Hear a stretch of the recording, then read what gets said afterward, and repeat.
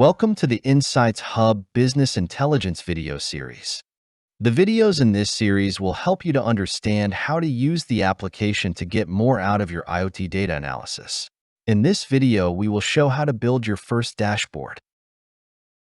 We will see how to use a data source in a new workbook, create customized charts, and arrange these on a dashboard that can be used to monitor your critical KPIs.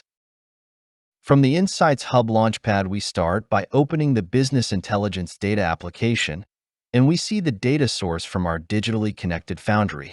The data source includes production numbers, rejected parts, product and order IDs, as well as some energy data.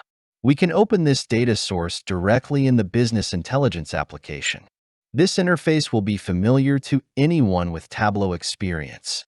We can see all our variables listed on the left as either a dimension or a measure.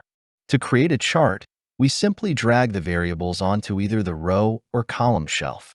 In this view, we are plotting the number of good parts produced against time. We choose the level of aggregation to be hourly. We can make this simple line chart more informative by grouping the data by the machine name. Simply drag the name variable onto the marker color, and already we have a useful chart showing production rates across the foundry assets. Clicking Show Me, and you can easily change the type of chart. A stacked bar chart is most suitable for this group data. Next, we add another sheet to the workbook.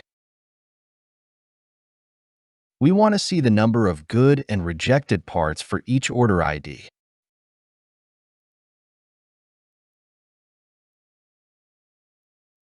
One of our most important KPIs is the rate of rejected parts as a percentage.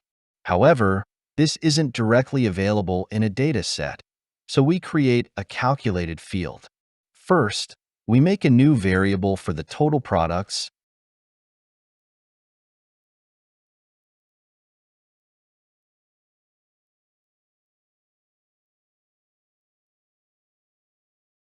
and then another for the rate of rejected products.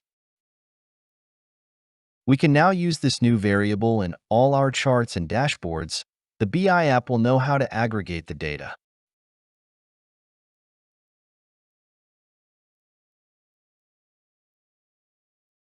For our example, in this next view, we have the reject rate per product. Now we can assemble all these charts into a single dashboard view. We simply drag the sheets onto the workspace to arrange them how we like.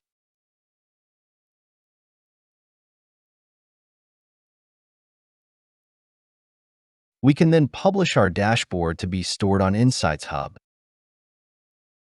We now have an interactive dashboard with our KPIs for foundry quality. We can use any chart as a filter, selecting just those machines or products of interest. We can invite colleagues to comment directly on the dashboard, creating a collaborative data analysis culture. We can set up custom alerts on any variables in the view. For example, we want to know when our reject rate exceeds 2%. When this happens, we will get a notification directly in our inbox.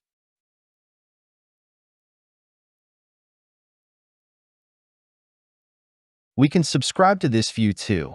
We will get this entire dashboard, formatted as a PDF report, mailed directly to our inbox as often as we like. The formatting and color scheme can be set to make your dashboard visually attractive and easy to read. Here, in our completed Foundry dashboard, we're showing KPIs for both reject part numbers and energy consumption for each order and product. We also have some line of best fit to detect patterns and trends. With the Business Intelligence app on Insights Hub, we have shown how to make a useful dashboard with calculated KPIs for quality directly from the time series data coming from production assets. We could display this dashboard in full screen to provide an attractive focal point for shop floor visual management. We could share this to provide all colleagues in our organization with the latest performance results, or we could use it to provide regular management reports.